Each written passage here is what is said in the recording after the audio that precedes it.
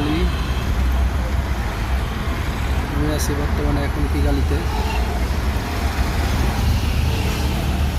এই হলো দেখেন পরিবেশ।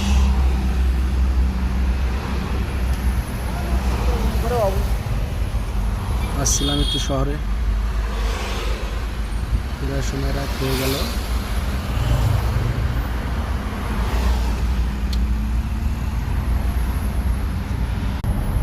এই দেখেন এদের সিস্টেম কত ভালো, জায়গায় জায়গায় এদের সিস্টেম অনেক আগায় রয়েছে আর সবকিছুতে।